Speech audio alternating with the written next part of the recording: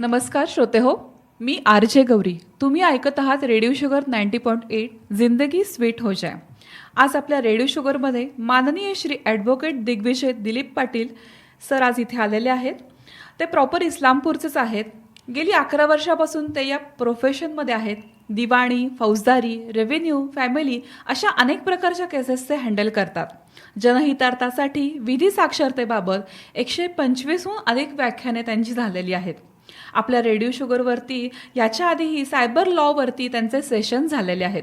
नमस्कार सर. नमस्कार श्रोते हो. तुमचे रेडिओ शुगरमध्ये हार्दिक स्वागत आहे. तर आज ॲडव्होकेट आपल्या इथे आलेले आहेत म्हटल्यावर सगळ्यांनाच प्रश्न पडला असेल की बाबा आपण आज लॉबद्दल बोलणार आहे.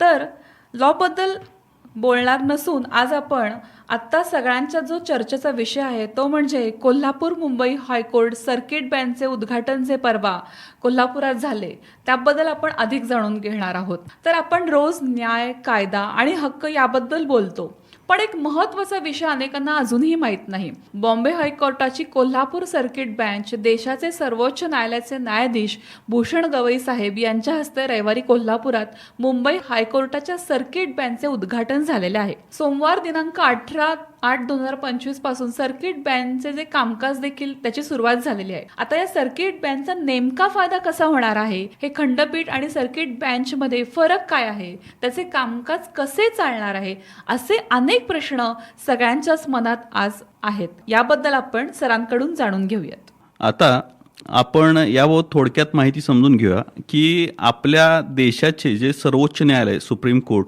त्या सुप्रीम कोर्टाच्या सरन्यायाधीश भूषण रामकृष्ण गवई यांच्या दूरदर्शी प्रयत्नांमुळे आपल्या कोल्हापूर जिल्ह्यामध्ये गेली 45 वर्ष हायकोर्टची खंडपीठ स्थापन करण्यासाठी जी काही चळवळ चालू होती किंवा जे प्रयत्न चालू होते त्याची जी स्थापना करण्यासाठी जे दीर्घकाळाचं स्वप्न होतं ते स्वप्न प्रत्यक्षात आलेलं आहे. ते निव्वळ फक्त आणि फक्त भूषण गवई साहेबांच्या प्रयत्नांमुळे आलेलं आहे. या ऐतिहासिक पावलांमुळे सांगली, सातारा, कोल्हापूर, सिंधुदुर्ग, रत्नागिरी आणि सोलापूर या जिल्ह्यातील लोकांना न्याय त्यांच्या दाराशी किंवा न्याय खूप जवळून अनुभवता येणार आहे. त्याचा खूप मोठा फायदा होणार आहे.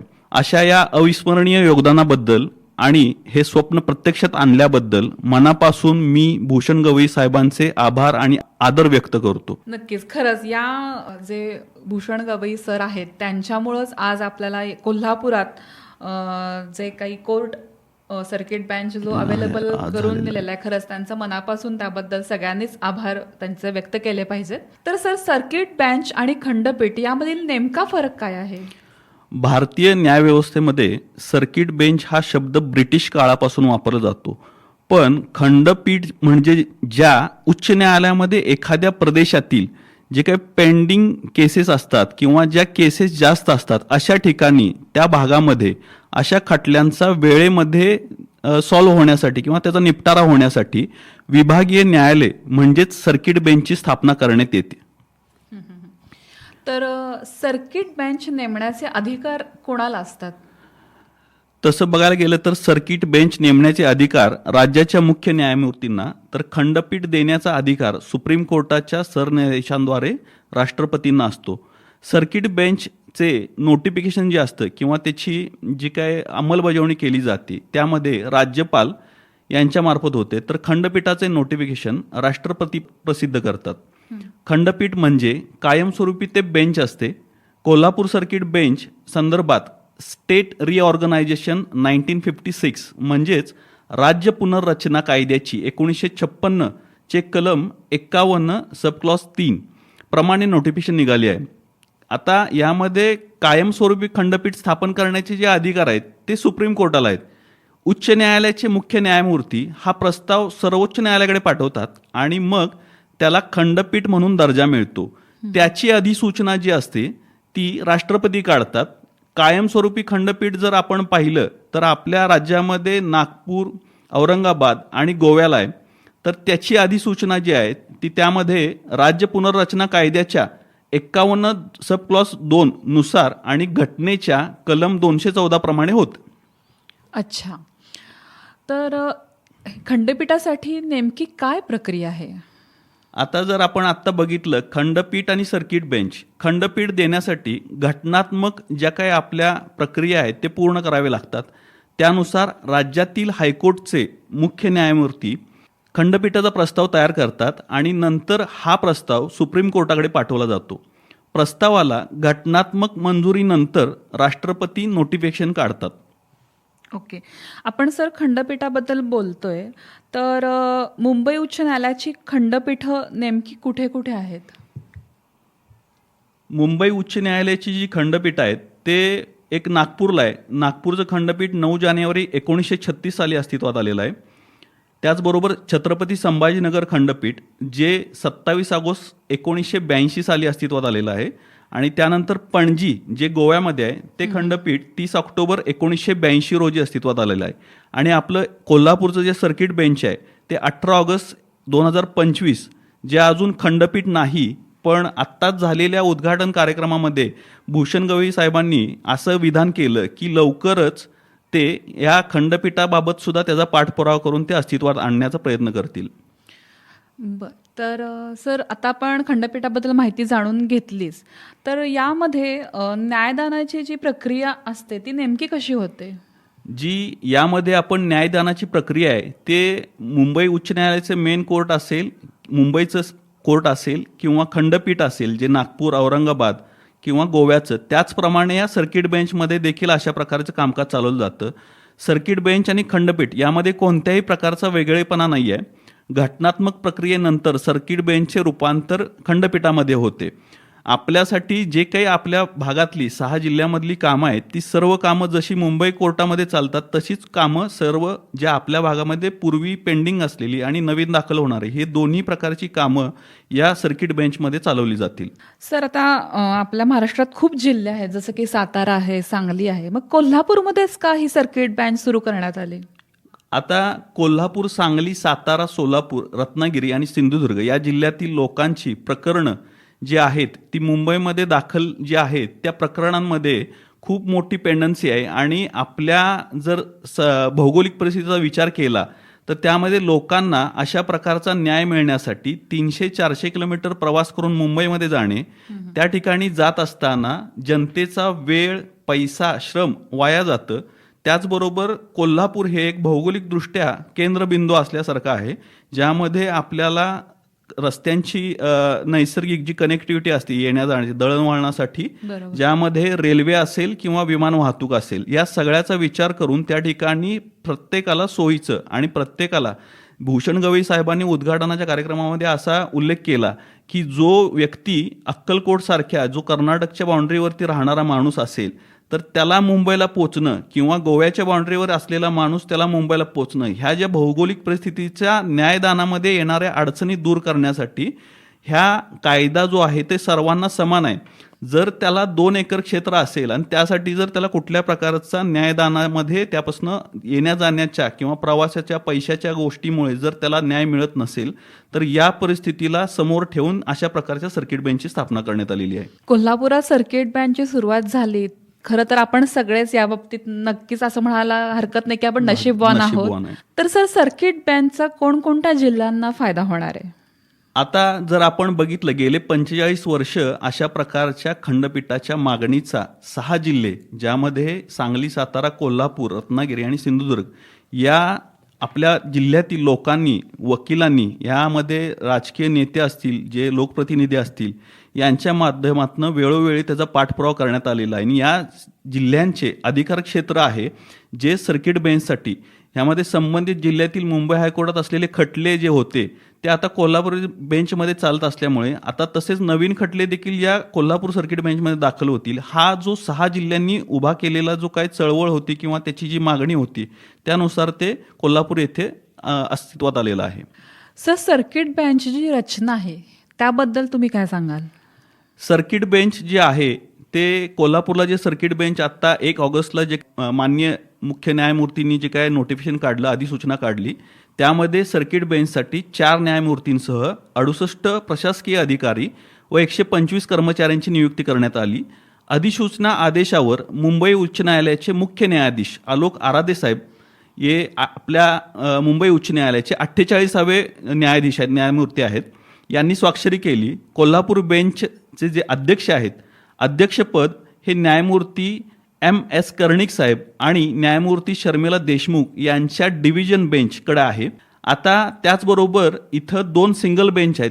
त्यापैकी एक न्यायमूर्ती शिवकुमार दिघे आणि दुसरे न्यायमूर्ती S.G. चपळगावकर अशा दोन्ही साहेबांचा त्या ठिकाणी त्यांच्या एस्टॅब्लिशमेंटमध्ये समावेश आहे. तर या तुमच्या म्हणजे माहितीमुळे आम्हाला कळलं की या सर्किट बेंचवर नेमके कोणकोणते न्यायाधीश वगैरे असणार आहेत. बरोबर. पण सर या सर्किट बेंचमध्ये नेमके कोणते खटले चालतात? यापूर्वी मुंबईमध्ये सर्व प्रकारचे जे काही खटले चालू होते, ज्यामध्ये सिव्हिल अपील्स असतील, क्रिमिनल अपील्स असतील, ज्यामध्ये मालमत्ता, करार, जमीनविषयक, गुन्हेगारी प्रकरणांशी शिक्षा कमी जास्त या मागण्या असतील किंवा रिट पिटिशन्स असतील, ज्या सरकारी कारवाईंविरोधात लोकांना संरक्षण, त्याचबरोबर शिक्षण, नोकरी, आरक्षण, जमीन अधिग्रहण, बँक व कर्ज प्रकरण अशा अनेक बाबी ज्या मुंबई उच्च न्यायालयामध्ये जावं लागत होत्या, ती सर्व प्रकरणं यापुढे इथं आपल्या 6 जिल्ह्यांमधली कोल्हापूर सर्किट बेंचमध्ये त्याचं कामकाज चालू राहील. सर कायमस्वरूपी बेंच आणि सर्किट बेंच यात नेमका काय फरक आहे? परमनंट बेंच जे मी आता सांगितलं की परमनंट बेंचची एस्टॅब्लिशमेंट जी असती, जी त्याची नेमणूक होती, ती सर्वोच्च न्यायालयाच्या सुप्रीम कोर्टाच्या आदेशानं आणि राष्ट्रपतींच्या अधिसूचनेनं ते अस्तित्वात येतं. हे नेहमी जे त्या ठिकाणी पूर्ण वेळ चालणारं जे कोर्ट स्थापन केलं जातं आणि सर्किट बेंच हे तात्पुरत्या स्वरूपाची असती आणि त्या ठिकाणी न्यायमूर्ती ठराविक काळासाठी असतात. पण जे सर्किट बेंच आहे आपल्या इथं कोल्हापूरला, हे तात्पुरतं जरी असलं तरी भूषण गवई साहेबांनी उद्घाटनाच्या वेळी जे काही आपल्याला विधान केलं, आपल्याला सांगितलं, त्यामध्ये त्यांनी असं सांगितलं की बाबा या सर्किट बेंचची लवकरच खंडपीठामध्ये निर्मिती करण्यासाठी ज्या काही तरतुदी कराव्या लागतील त्याचा पाठपुरावा आपण लवकरात लवकर घेऊन ते खंडपीठ अस्तित्वात आणण्यासाठी प्रयत्न करू. सर सर्किट बेंचमध्ये आतापर्यंत आम्हाला कळलं की कोण कोण त्याच्यात म्हणजे काम करणार आहे किंवा कुठले कुठले खटले चालतात, पण या सर्किट बेंचचे नेमके फायदे कोणते आहेत? आता जर आपण फायदे बघायला गेलं तर फायदा हा सगळ्यात मोठा आहे तो न्याय, जस्टिस, जो प्रत्येकाला इझिली अवेलेबल होणार आहे.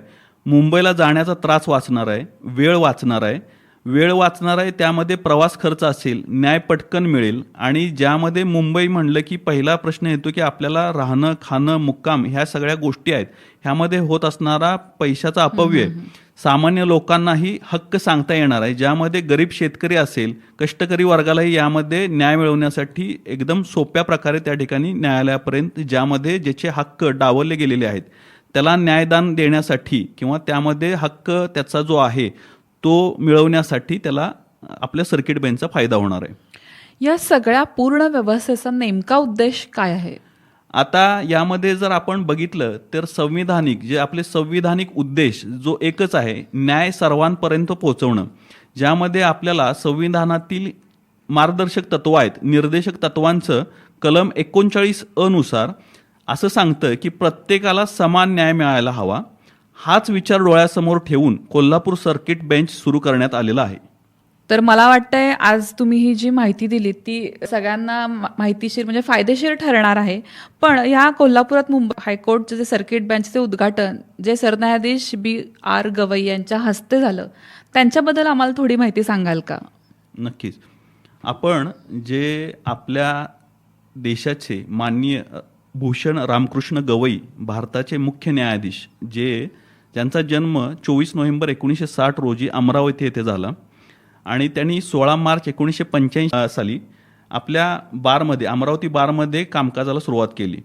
त्याचबरोबर त्यांची जे उच्च न्यायालयाचे न्यायाधीश म्हणून ज्यावेळी त्यांची ऑगस्ट 1992 ते जुलै 1993 पर्यंत मुंबई उच्च न्यायालयाच्या नागपूर खंडपीठात सहाय्यक सरकारी वकील आणि अतिरिक्त सरकारी वकील म्हणून काम केलं. त्यानंतर 17 जानेवारी 2000 रोजी नागपूर खंडपीठात सरकारी वकील म्हणून नियुक्ती झाली. त्यानंतर 14 नोव्हेंबर 2003 रोजी उच्च न्यायालयाचे अतिरिक्त न्यायाधीश म्हणून त्यांना बढती मिळाली. त्याचबरोबर 12 नोव्हेंबर 2005 रोजी मुंबई उच्च न्यायालयाचे कायमस्वरूपी न्यायाधीश झाले. त्यानंतर त्यांनी मुंबई येथील प्रमुख आसनावर बसल्यानंतर तसेच नागपूर, औरंगाबाद, पणजी येथील खंडपीठांवर सर्व प्रकारच्या नियुक्त्या असलेल्या खंडपीठांचे अध्यक्षपद भूषवले आहे. त्याचबरोबर 24 मे 2019 रोजी भारताच्या सर्वोच्च न्यायालयाचे न्यायाधीश म्हणून त्यांची नियुक्ती झाली आणि आपल्या जे सर्वोच्च न्यायालय आपल्या देशाचे त्यामध्ये 14 मे 2025 रोजी भारताचे मुख्य न्यायाधीश म्हणून नियुक्ती झाली. त्यानंतर आपण जर त्यांचा कार्यकाळ बघितला तर 23 नोव्हेंबर 2025 रोजी गवई साहेब त्यामध्ये निवृत्त होणार आहेत. आणि त्यांनी जे सर्किट बेंचचं जे उद्घाटन केलं त्या उद्घाटनामध्ये जे आपल्या देशाचं संविधान लिहिलेलं आहे डॉक्टर बाबासाहेब आंबेडकर यांनी, त्यांचा जो विचार आहे की त्यांनी भाषणामध्ये हे स्पेसिफिकली नमूद केलं की ज्यामध्ये राजकीय लोकशाही सोबत सामाजिक आणि आर्थिक लोकशाही असल्याशिवाय आपण खरा लोकशाही असल्याचा दावा करू शकत नाही. ते त्यांनी त्यांच्या कृतीतून सिद्ध करून दाखवलंय, ज्यामध्ये त्यांनी सर्किट बेंचची स्थापना केली तर सर्वसामान्य लोकांना समोर ठेवून त्यामध्ये त्यांना न्याय मिळाला पाहिजे हे हेतूने अशा सर्किट बेंचची स्थापना केली. सर, तुम्ही खरंच फायदेशीर अशी माहिती आमच्या श्रोत्यांना रेडिओ शुगर मार्फत दिलीत, पण शेवटी आपल्या श्रोत्यांसाठी तुम्ही एक काय संदेश द्याल? नक्की. न्याय हा प्रत्येकाचा हक्क आहे, जिथे प्रत्येकाला समान हक्क, संधी आणि प्रत्येकाला त्यामध्ये ॲक्सेस मिळाला पाहिजे. त्यांची सामाजिक पार्श्वभूमी, आर्थिक परिस्थिती आणि राजकीय संलग्नता काहीही असो, त्याचा न्यायदानामध्ये कुठंही त्यामध्ये फरक पडला नाही पाहिजे.